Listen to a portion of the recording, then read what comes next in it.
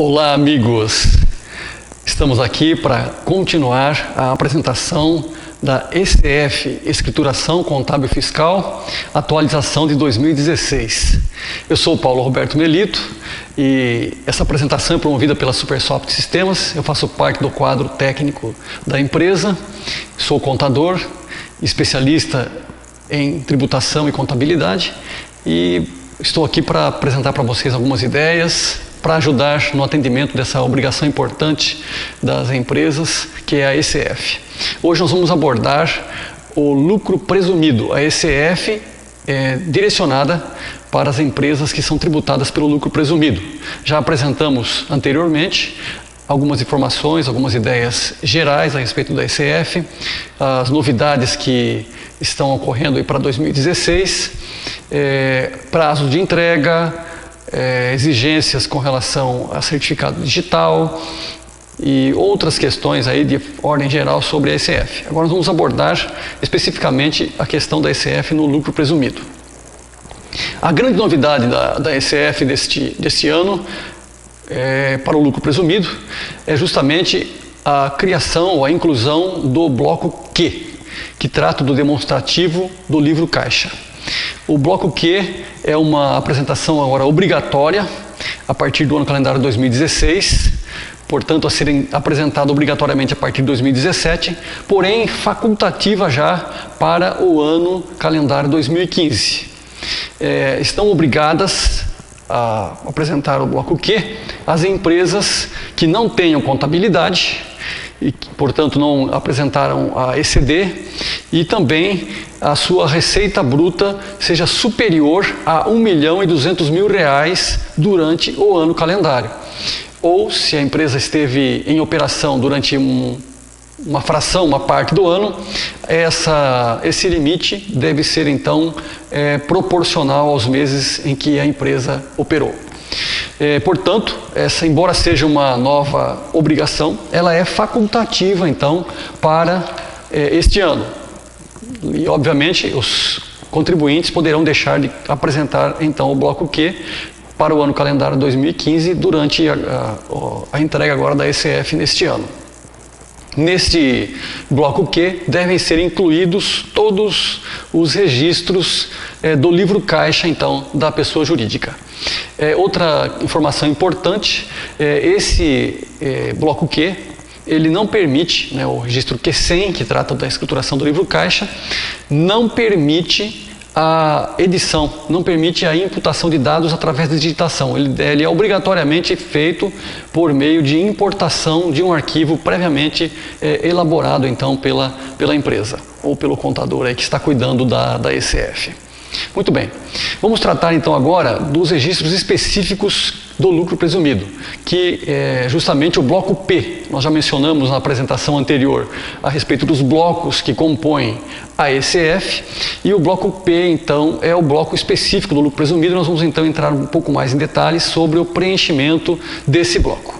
Ele é composto de vários registros, nós temos aí a sequência deles: o registro P100 do balanço patrimonial, o P130 da demonstração das receitas incentivadas do lucro presumido, o P150 a demonstração do resultado, o P200 que é a apuração da base de cálculo do lucro presumido, o P230 que é o cálculo da isenção e redução do lucro presumido, o P300 que é o cálculo do imposto de renda das pessoas jurídicas, o P400, que trata da apuração da base de cálculo da contribuição social sobre o lucro líquido, e o P500, que é o próprio cálculo, então, da contribuição social sobre o lucro líquido. Então, são esses, então, os registros que fazem parte, sendo que nós consideramos aí os principais e que são sempre preenchidos: o P200, o P300, o P400 e o P500. Nós vamos abordar mais detalhadamente esses blocos mais adiante, inclusive mostrando as telas aí de preenchimento dentro do PVA da ECF.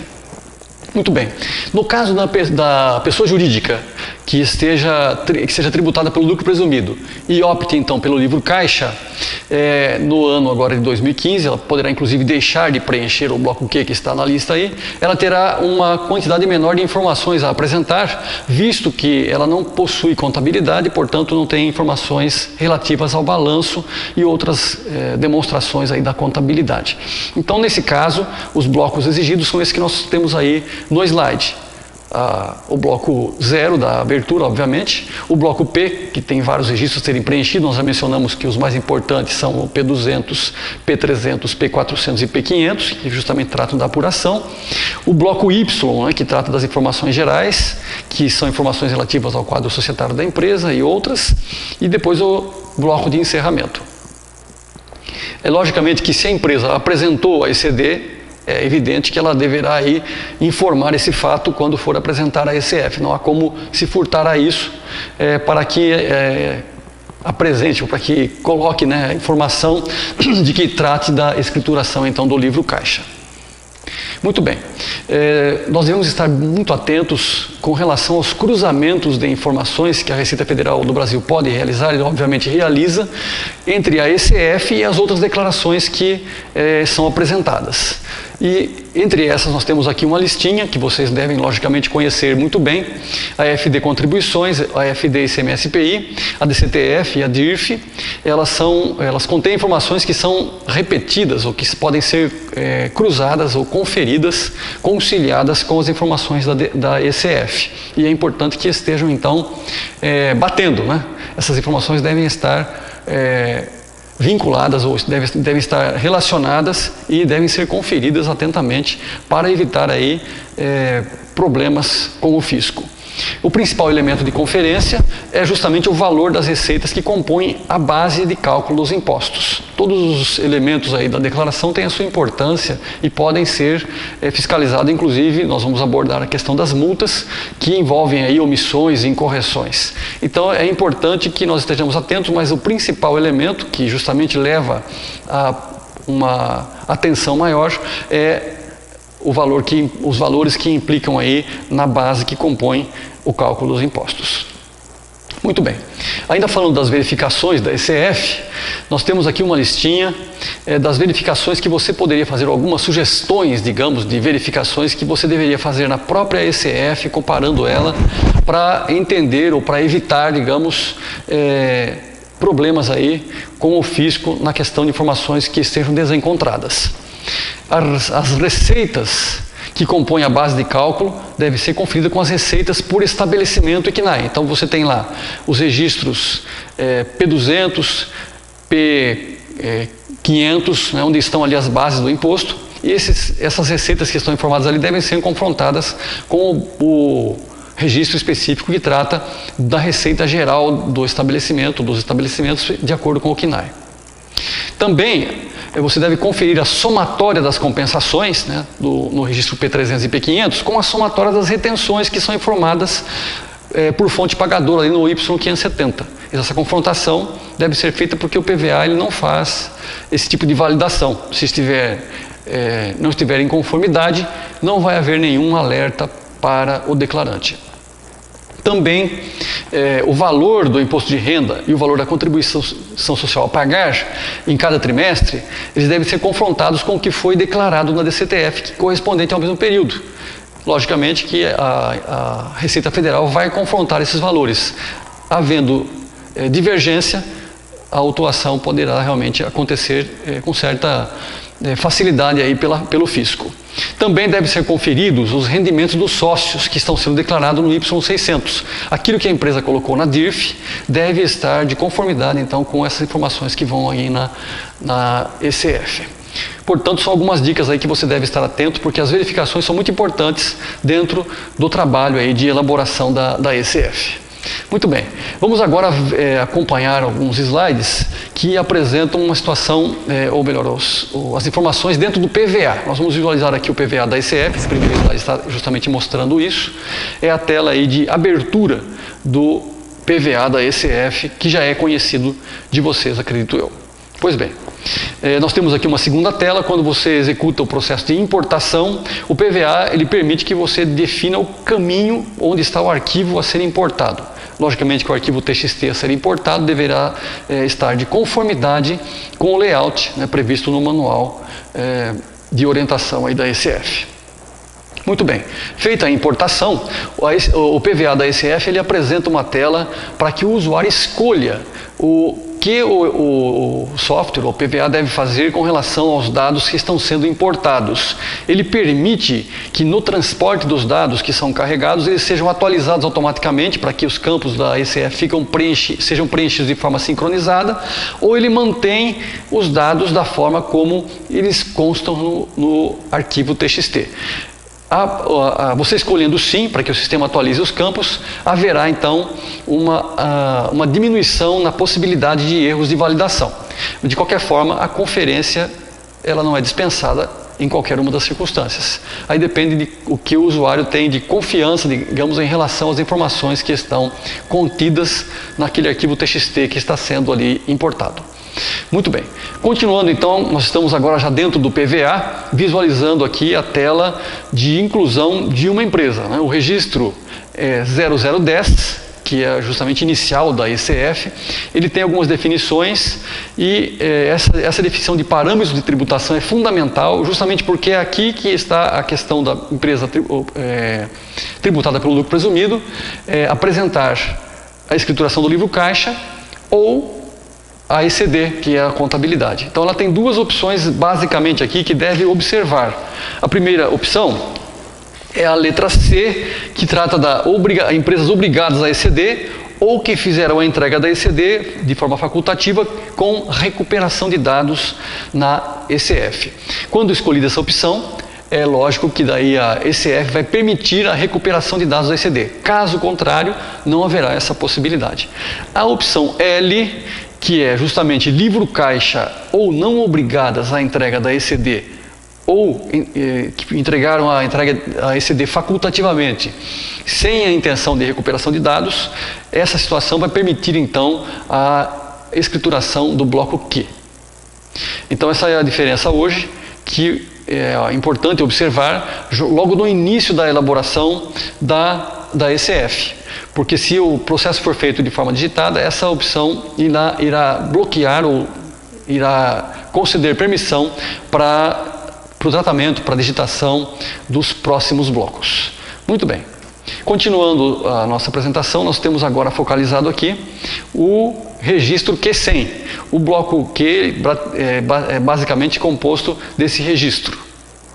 Você pode visualizar aí na tela a informação que aparece no próprio PVA, dizendo que quando você aciona ali aquele sinalzinho de mais, né, que permite a inclusão de informações, ele dá um aviso para importar o livro caixa.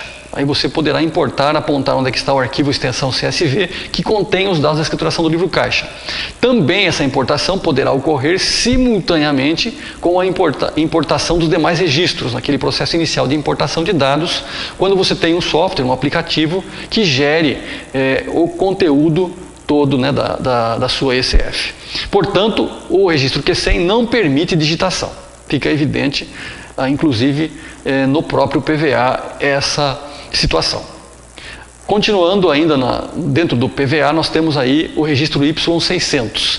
Esse registro teve modificação agora no ano de 2016, ele ativou no calendário 2015.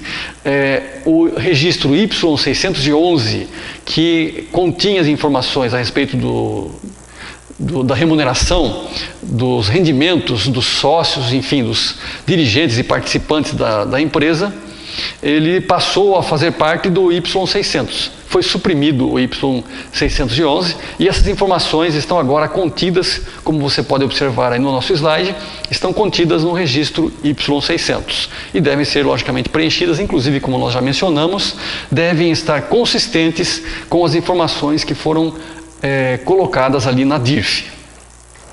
Pois bem, temos aqui também em evidência agora o registro Y540.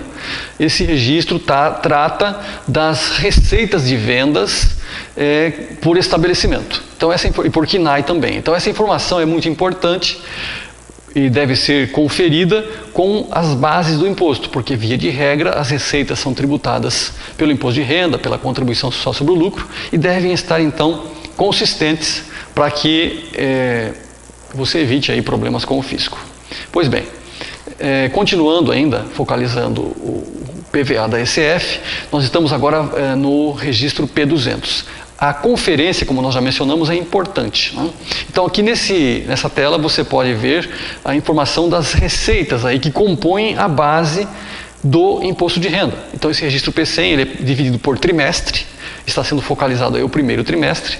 Você deverá observar todos os trimestres do ano, o valor que está informado aí e conferir então para que a informação seja correta. É a base do imposto, é uma informação fundamental que deve ser comparada inclusive com as informações de outras declarações, como nós já mencionamos anteriormente.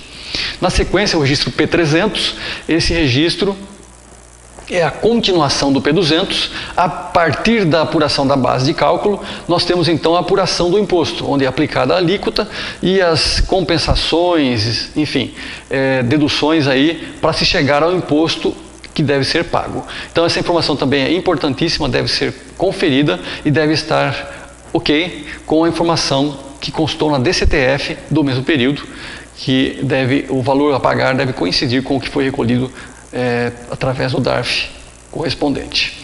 Pois bem, continuando ainda na questão da conferência das telas de informação do lucro presumido, nós temos aqui o registro P500, que trata da apuração da contribuição social sobre o lucro. Da mesma forma que o imposto de renda, temos aqui a tela da contribuição social sobre o lucro, dos valores que já chegaram aqui ao seu final, o cálculo do valor, inclusive do valor a recolher. A conferência deve ser realizada de forma semelhante à que é feita para o lucro real. Pois bem, dentro desse conceito, então, depois de feitas todas as verificações, você deve então, utilizando-se aí do validador, do PVA, deve utilizar inclusive o passo a passo que ele oferece para conseguir então tratar aí da ECF e conseguir chegar até o final aí com a transmissão. Então o passo seguinte é a validação, é só executar esse ícone que está em evidência aqui de validação e o processo então irá acontecer de forma automática. Inclusive, se não houver nenhum erro, nenhuma incorreção, de acordo com os critérios de validação, obviamente, do software, do PVA, ele irá então apresentar o resultado da validação, como nós podemos observar nesse slide, de que os dados estão corretos e, logicamente, que o processo poderá então prosseguir. Havendo algum erro, havendo alguma informação desencontrada, o PVA irá então apresentar aí a lista de erros e também de advertências para que o usuário então verifique se existe realmente consistência nessas advertências. Os erros terão que ser obrigatoriamente corrigidos e a sequência então do processo deverá ser então realizada. Pois bem, no slide seguinte nós vemos aí já a tela de geração do arquivo de entrega. Esse aí seria já o processo já em fase de finalização. A partir da geração do arquivo de entrega ainda faltam 2 passos, que é a inclusão da assinatura, que é também necessário. Nós já abordamos na apresentação anterior as necessidades aí de certificado digital, dos responsáveis e do contador para que a ECF seja válida. Então executar as assinaturas e posteriormente então a transmissão para o SPED. Com relação às multas, nós temos ainda uma observaçãozinha para vocês aqui. Existem multas específicas dependendo do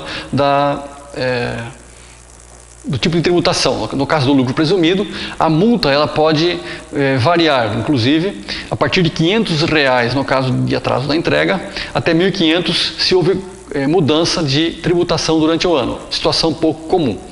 E no caso de incorreção, de erros, de omissão de informação, aí sim a multa é baseada num percentual de 3% desses valores aí que foram omitidos e que estão equivocados, enfim. E o valor da multa mínima é R$100. Então é importante estarmos atentos e no caso de erros, a correção desses erros, dessas omissões, ela pode ser realizada a correção espontânea. Com isso, a multa então não é devida. A multa só será devida no caso de autuação por parte da Receita Federal do Brasil. Com isso, então, nós finalizamos a nossa apresentação a respeito da ECF para o lucro presumido. E espero que vocês tenham entendido e tenha servido de ajuda para esclarecimentos e para que você consiga cumprir de forma eficiente essa importante obrigação aí do Fisco Federal. Nós então queremos deixar você à vontade, poderá inclusive dirigir-se a nós por intermédio dos meios de comunicação aí disponíveis, o endereço nosso de e-mail, para apresentar eventuais dúvidas que nós iremos esclarecer com a maior boa vontade. E nós queremos convidar você também para assistir a próxima apresentação sobre a ECF, que será, então, o assunto será aplicado para as empresas que são optantes pelo lucro real e imunes e isentas. Muito obrigado. Até breve.